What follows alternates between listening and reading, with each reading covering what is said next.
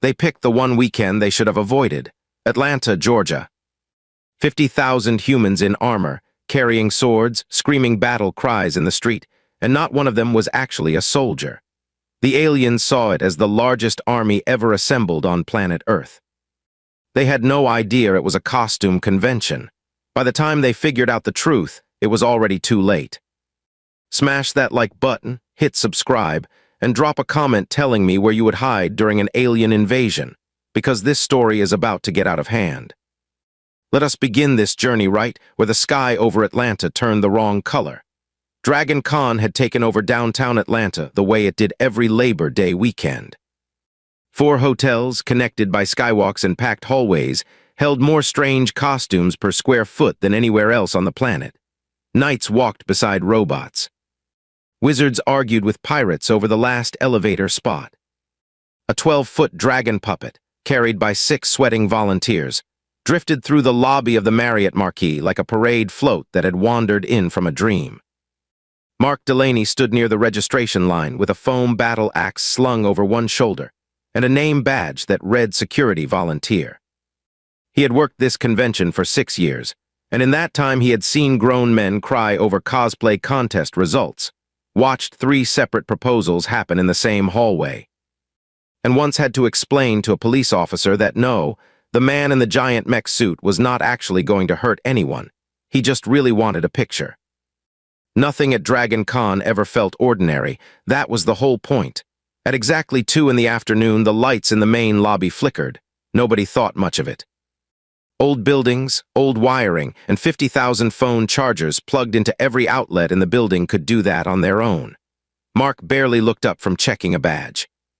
Then the windows on the east side of the hotel lit up gold, bright enough that people shielded their eyes and gasped like it was part of some elaborate light show.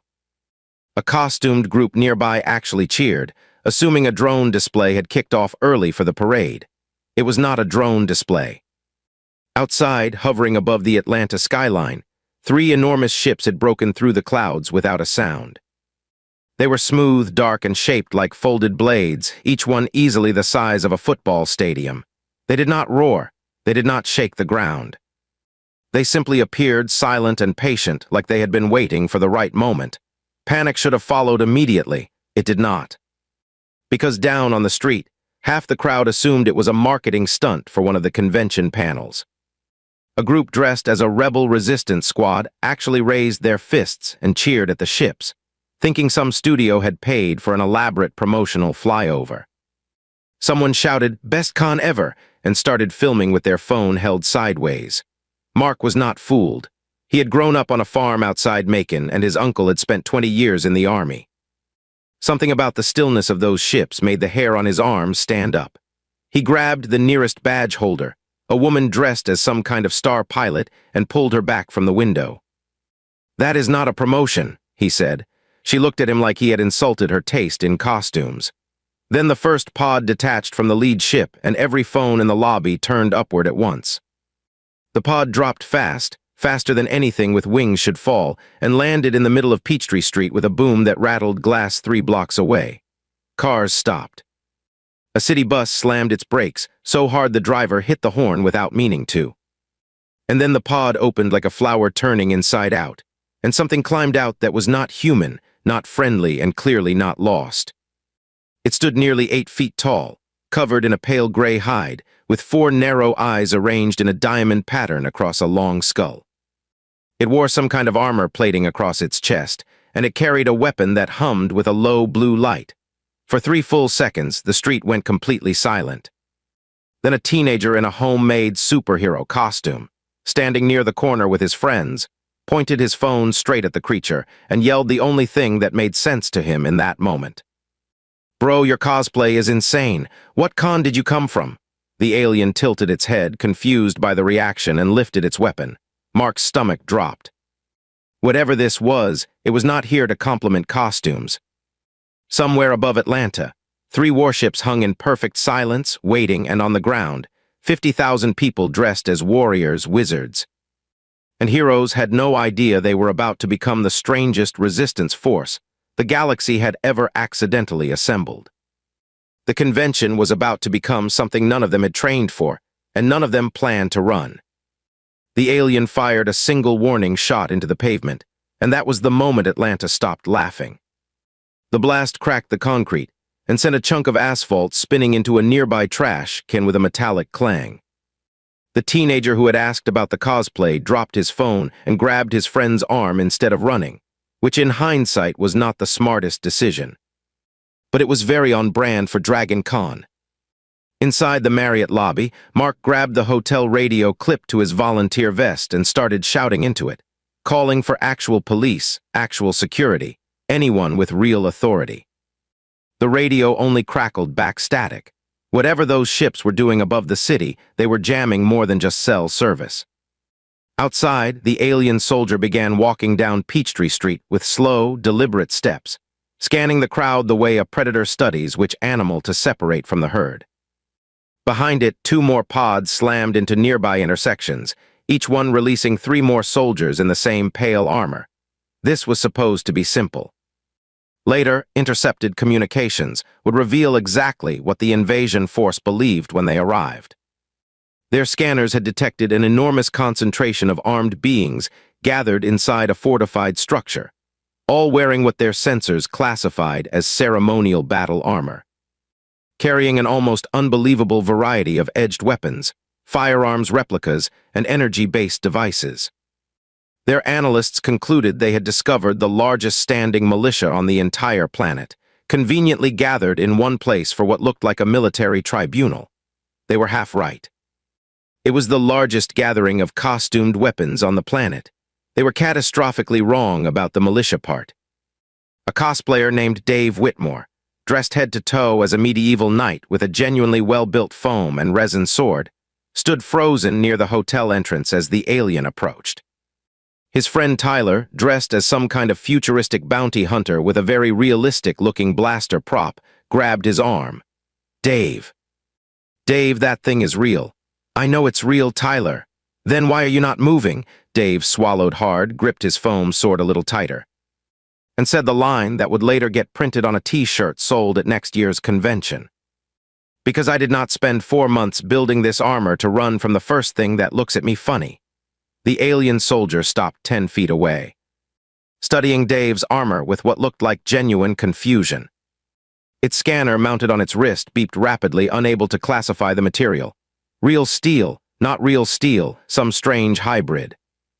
The alien tilted its head again, the same gesture of confusion the first one made near the teenager. That confusion cost it 2 seconds. 2 seconds was enough. Behind Dave, a group of costumed convention-goers dressed as a rebel militia unit, complete with prop rifles rigged with lights and sound effects, had been rehearsing a skit for the closing ceremony parade.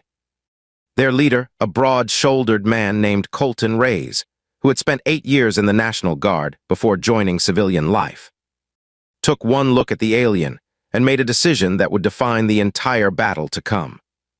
Everybody down now? The group dropped instinctively, years of drilled reflexes from Colton's actual military background kicking in even through their costumes. The alien's weapon fired over their heads and shattered a hotel window instead. Glass rained down onto the sidewalk. And in that half-second of chaos, Colton grabbed the prop rifle rigged with an actual metal barrel. One of the convention's more dedicated cosplayers had built it to be structurally accurate, and swung it like a club directly into the alien's exposed jaw. The alien staggered back, stunned, clearly not expecting a piece of costume equipment to hit like a sledgehammer. "It's not loaded, but it sure ain't soft," Colton shouted, and the crowd around him, still terrified but now furious, began grabbing whatever they had. Foam weapons with hidden metal cores. Metal shields built for photography, not defense, but heavy enough to matter.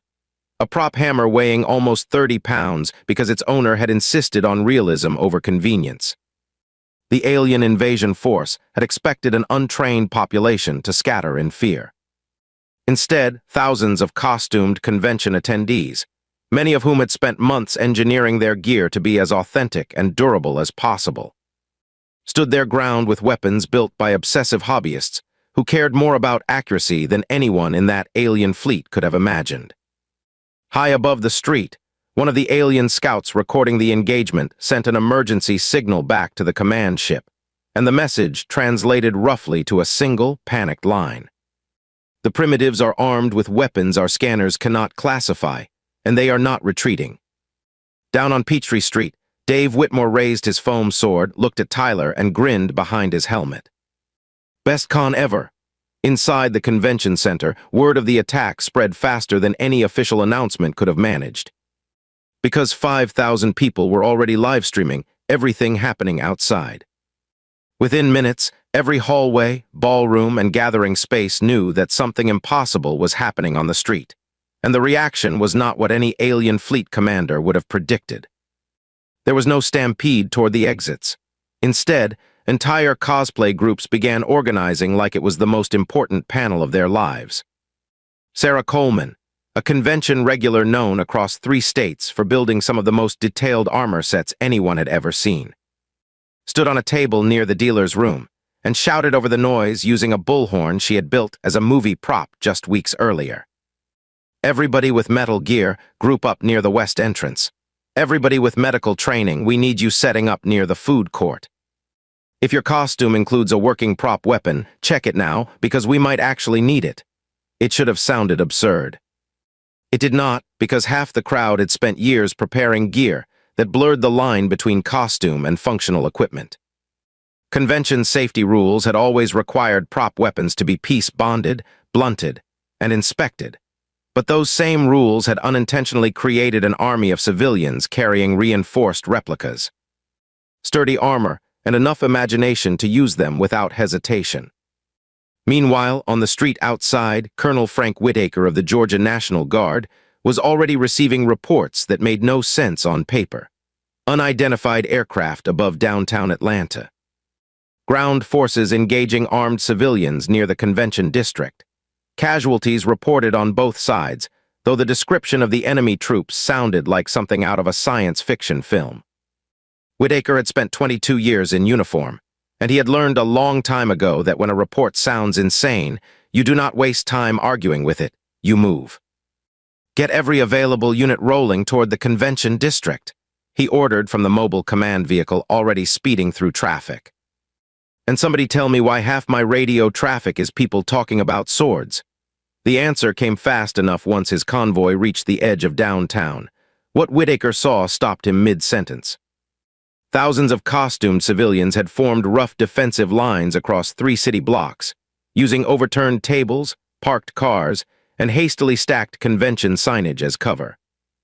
Alien soldiers pushed forward in disciplined formation, clearly trained, clearly better armed, and clearly unprepared for what they were facing. A group dressed as futuristic soldiers, their costumes rigged with working flashlight effects and realistic tactical gear, had somehow organized themselves into fire and movement pairs, ducking behind cover and advancing exactly the way real infantry trained, because half of them had built their costumes based on actual military manuals for the sake of authenticity. Whitaker stepped out of his vehicle, watched a man in full-plate armor deflect an alien energy blast off a shield clearly built for cosplay photography rather than combat, and muttered the line that would later appear in his official incident report, almost word for word. I have led men into 3 different conflicts, and I have never once prepared for this. He grabbed his radio and gave the order that mattered most. All units, hold fire until you have positive identification. We have civilians engaged in active combat with hostile forces, and near as I can tell, they are winning. Back near the convention entrance, the alien commander overseeing the ground assault. A broad-shouldered officer, named in the fleet's own language, as something roughly translating to Void Marshal Threxel, watched his forces stall against an enemy his own scanners had misclassified from the very beginning. His soldiers had trained for decades against disciplined militaries, coordinated resistance, and organized defense. They had not trained for a man in a dragon costume, charging directly at an alien soldier while screaming a battle cry from a fictional kingdom, distracting it just long enough for 2 more costumed fighters to knock it off its feet. Threxel's second-in-command turned to him, voice tight with confusion. Commander, our scanners cannot determine what kind of army this is. Threxel stared at the chaos unfolding below at knights, soldiers, wizards, and monsters fighting side by side with a coordination that should not have existed among strangers, and answered with a line that would haunt his own report to the Fleet Council. "I do not think it is an army. I think it is worse." Above the city, the second wave of invasion pods began their descent, and on the ground, Dave Whitmore, Tyler Colton, and hundreds of others realized this was only the beginning. The second wave hit 3 blocks north of the convention center, directly into the middle of the closing ceremony parade route. And for a moment, it looked like the fight might finally overwhelm the defenders. 6 pods dropped in tight formation, releasing nearly 20 alien soldiers at once, more disciplined and better coordinated than the first wave. They advanced in a tight wedge, weapons raised, clearly intending to break through the human lines and reach the convention center itself, where their scanners still insisted the largest concentration of armed personnel on the planet was gathered. Sarah Coleman's makeshift defense line held for the first volley, but the second push staggered them.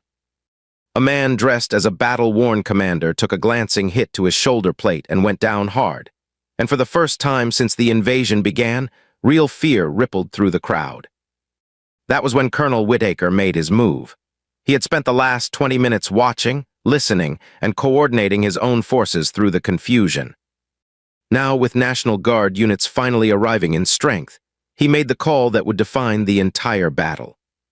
Instead of pushing his soldiers straight into the chaos and risking friendly fire against a civilian crowd that looked nothing like any enemy his men had trained to identify, he ordered his units to flank wide around the alien formation and hit them from the sides. "We use the crowd as our shield and our flank as our hammer," Whitaker said over the radio. "Nobody fires into that mess without a clear lane. Go around them." It worked better than he expected, because the alien commander, Threxel, had already committed his forces forward, convinced the human defense was disorganized and about to collapse. He had no answer for actual trained soldiers hitting his flanks the same moment his front line ran into a wall of furious cosplayers who had just watched one of their own get hurt. Tyler, the bounty hunter cosplayer with the realistic blaster prop, had spent the last 15 minutes learning that his props built in flashing lights and sound effects, designed purely for visual flair, were disorienting the alien optical sensors just enough to throw off their aim. He crouched behind an overturned vendor table, firing his light and sound effects directly at an advancing soldier, buying just enough time for Dave to close the distance and slam his reinforced sword into the same weak seam in the alien's armor that had been exposed all along, right at the base of the neck. The alien dropped. "It's not the sharpest sword in the world," Dave shouted, breathing hard, "but it turns out over-engineering your costume for 4 months really does pay off." Meanwhile, near the center of the fighting, Colton Reyes had taken command of nearly 40 costumed volunteers, organizing them with the same discipline he had learned in the Guard years earlier. He had them rotating in pairs, covering each other, falling back only when necessary, advancing only when the opening was clear. "You all fight like you trained for this," one soldier from Whitaker's arriving unit said, stunned, as he linked up with Colton's group mid-battle.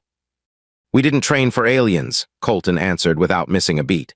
"We trained for 4-day conventions with no sleep and terrible food. Turns out that builds character." The line held, barely. But it held. Above the fight, Threxel watched his second wave stall exactly like the first, and for the first time since the invasion began, real doubt crept into his voice. His scanners had told him this planet's largest army was gathered in one district, wearing ceremonial armor, ready to be crushed in a single decisive strike. Instead, his forces were being pushed back by a chaotic alliance of costumed civilians and a human military force that had adapted to the chaos faster than his own analysts had predicted possible. "Pull the second wave back to the ships," Threxel ordered, his voice tight with something his species rarely allowed itself to express: uncertainty. "And prepare the heavy assault unit." His second-in-command hesitated. "Commander, the heavy unit was reserved for organized military resistance." Threxel stared down at the street below, at knights standing beside soldiers, at wizards fighting next to men in tactical gear, at a species that refused to break even when facing weapons beyond their understanding. "Deploy it," he said, "because I no longer believe there is a difference." Down on the street, as the alien forces pulled back to regroup, Dave Whitmore looked at the wreckage around him, the cracked pavement, the scattered costume pieces, the alien soldiers lying defeated near the convention entrance, and felt a cold certainty settle in his chest. Whatever the aliens were bringing next, it was going to be worse. And somewhere above the city, the ships were already preparing to prove him right. The heavy assault unit descended without a pod, dropping straight through the clouds under its own power. And the ground shook the moment it landed in the middle of the intersection, outside the convention center. It stood nearly 20 feet tall, a walking machine covered in the same pale gray armor as the ground troops, mounted with twin cannons that glowed the same low blue as the smaller weapons. Only far larger, far louder, and far more terrifying. Its arrival scattered nearby defenders instinctively, and for a moment, the fight that had felt almost winnable suddenly felt impossible again. Colonel Whitaker's forces opened fire immediately, but the machine's armor deflected most of it with barely a scratch. Whitaker grabbed his radio, calling for anti-armor support, but the nearest heavy weapons team was still 10 minutes out, and this machine did not look like it planned on waiting. "We need something bigger right now," Whitaker shouted, watching the walker take one thunderous step forward and level its cannons toward the crowded street. That was when a convention maintenance worker named Ryan Holt, who had spent the last 3 years building and repairing the convention center's parade floats, including a massive hydraulic-powered dragon puppet designed to move its wings and breathe fake smoke for the closing ceremony, realized he still had the remote control clipped to his belt. "Everybody get clear of the dragon float," Ryan shouted, sprinting toward the massive mechanical creature parked near the loading dock. "I have an idea, and it is a bad one, but it is the only one I've got." The dragon float stood nearly 18 feet tall, built from reinforced steel framework, hydraulic joints, and a smoke machine powerful enough to fill an entire ballroom. Ryan hit the controls and the float roared to life, its wings snapping open, its head rearing back. Its smoke machine blasting thick clouds into the street, exactly as it was designed to do for photographs. The alien walker's sensors, already struggling to classify anything on this battlefield, locked onto the massive moving shape immediately, reading it as the largest and most immediate threat on the field. Its scanners could not tell it was hollow steel and hydraulics. It only knew that something the size of a building had suddenly reared up and released a wave of thick, obscuring smoke directly at it. "That thing thinks the puppet is a real monster," Tyler shouted, laughing despite the danger as he ducked behind cover. The walker fired directly into the smoke, missing the actual dragon float by several feet as Ryan yanked the controls and sent it lumbering sideways down the street, drawing fire away from the crowd. Colonel Whitaker did not waste the opening. "Now hit it now while it's distracted," he shouted, and his anti-armor team, finally arriving on scene, unloaded everything they had into the walker's exposed side, while it remained fixated on the mechanical dragon. The explosion staggered the machine, cracking its armor down one flank. It stumbled, and Colton Reyes, seeing the opening, led a charge of nearly 30 costumed defenders directly at its damaged leg joint, hurling improvised explosives built from convention pyrotechnic effects that vendors had brought for stage shows. The walker collapsed with a crash that rattled windows for blocks, crushing part of a food vendor's cart beneath its weight and finally going silent. A cheer rose from the street that could be heard 3 blocks away. Above the city, Threxel watched his most powerful ground weapon fall to what his own sensors were now forced to classify as a decorative parade prop, and something inside him finally broke. His scanners had told him this planet held the largest military force he had ever seen, gathered conveniently in one place. Instead, he had thrown his forces against costumed civilians, a mechanical dragon, and a human military that adapted faster than any enemy his species had faced in recorded history. "Signal the fleet," Threxel said quietly, his voice hollow. "We are withdrawing." His second-in-command hesitated, staring at the wreckage below. "Commander, what do we report to the Council?" Threxel looked down at Ryan Holt's dragon float, still smoking, still standing amid the ruins of the walker it had helped destroy. And answered with the line that would later be intercepted, translated, and repeated across every human news outlet on the planet. Tell them this world does not have an army. Tell them every single one of them is the army. The remaining alien ships began pulling back into the clouds, and on the street below, the defenders of Dragon Con, cosplayers, soldiers, maintenance workers, and everyday convention goers stood together in the settling smoke, staring up at the retreating fleet, unsure if they had just won or simply survived. Either way, Atlanta was still standing, and the aliens were leaving. But somewhere above the clouds, Threxel's final transmission to his own command carried a warning that would follow humanity for a very long time. By the time the last alien ship vanished into the clouds, the sun was already dipping behind the Atlanta skyline, painting the smoke drifting over Peachtree Street in shades of orange and gray. The street looked like a disaster zone. Overturned tables, shattered glass, the massive fallen walker still smoking in the middle of the intersection, and scattered among it all, thousands of convention goers in torn costumes. Some laughing, some crying, most just staring at the sky in stunned silence. Colonel Frank Whitaker walked the length of the battered street, taking in the wreckage, and found himself standing beside Dave Whitmore, who was sitting on the curb with his cracked foam sword resting across his knees, his knight's helmet finally removed, revealing an exhausted but relieved face underneath. "You saved a lot of lives today, son," Whitaker said. "That sword of yours did more work than most weapons I've seen in the field." Dave managed a tired laugh. 4 months building this thing, and my mom asked why I was wasting my time on a hobby. "Tell her the hobby just helped defend the city," Whitaker replied. And for the first time since the invasion began, he allowed himself a small, genuine smile. Nearby, Ryan Holt stood beside the smoking wreck of the Dragon float he had piloted straight into the middle of the battle, patting its steel side like an old friend who had earned a rest. National Guard soldiers who had fought beside him kept glancing at the machine, still not entirely sure how a parade prop had helped take down an alien war machine, but grateful all the same. Colton Reyes gathered the group of convention goers he had led through the fighting, checking on each of them personally, making sure the injured were being treated, making sure nobody had been left behind. It was the same instinct that had guided him through years in uniform, and it had not left him, even after he traded that life for a quieter one. "You all fought like professionals," he told them. "We fought like Dragon Con regulars who really did not want to lose the con," Tyler said, and despite everything, the group actually laughed. In the days that followed, the story spread across the entire country, then the entire world.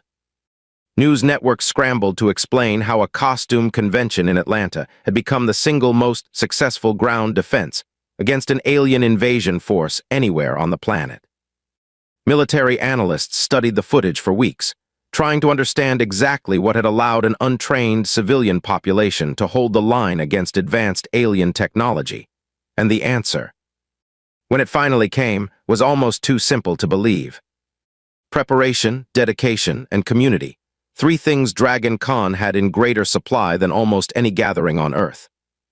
Delivered by people who had spent years pouring themselves into their craft for no reason other than love of the hobby. Colonel Whitaker's official report to his superiors ended with a line that later became famous far beyond military circles. He wrote that he had commanded soldiers through real conflict overseas. But nothing had prepared him for watching costumed civilians outthink and outfight an alien invasion force using nothing but ingenuity, teamwork, and equipment built purely for fun. He recommended, only half joking, that future defense planning include a serious study of convention culture. Weeks later, intercepted alien communications, eventually shared with select government analysts, confirmed exactly how deep the confusion had run within the invading fleet. Reports described Earth as a planet where every civilian appeared to be a trained combatant, where weapons of unknown origin and unpredictable design were carried casually by ordinary citizens, and where morale remained impossibly high, even in the face of overwhelming force. One translated report ended with a line that quickly became legend among the survivors of that day.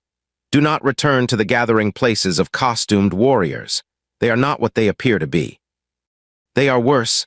Dragon Con rebuilt the following year, bigger than ever. The organizers debated for months whether to even continue the tradition after such devastation. But in the end, the survivors themselves refused to let it end. Dave Whitmore returned wearing an upgraded version of his armor, the same design, rebuilt stronger, this time with a small plaque riveted to the chest plate marking the date of the invasion. Tyler's blaster prop, the one that had disoriented the alien sensors with nothing more than flashing lights and sound effects, was donated to a local museum. Displayed beside a small sign explaining its unlikely role in the battle. Ryan Holt's Dragon float, repaired and repainted, led the very next year's parade, greeted with a standing ovation from a crowd that would never look at it the same way again. Colonel Whitaker attended that following year's convention himself, out of uniform, walking the same halls where the fighting had taken place. And when a young cosplayer nervously asked if the stories were true, he simply nodded and said the same thing had become his answer to almost every question about that day. Never underestimate people who care enough to build something with their own hands, especially when they are not planning on backing down. As for Threxel, whatever remained of his fleet, and whatever explanation he eventually gave to the powers above him, one thing was certain. No alien scout ship ever approached Atlanta again during the first weekend of September, and among certain corners of a language humanity had never even heard spoken. The story of the costumed army that refused to fall became something between a warning and a legend. Dragon Con survived, Atlanta survived. And somewhere out among the stars, an entire alien civilization learned a lesson no textbook could have taught them. That the most dangerous army in the galaxy might just be a few thousand people who loved something enough to never stop fighting for it. If this story hit you the way it hit me writing it, smash that like button, subscribe so you never miss the next one, and drop a comment telling me which character you would have been in this battle. Share this video with someone who needs a good story today, and I will see you in the next one.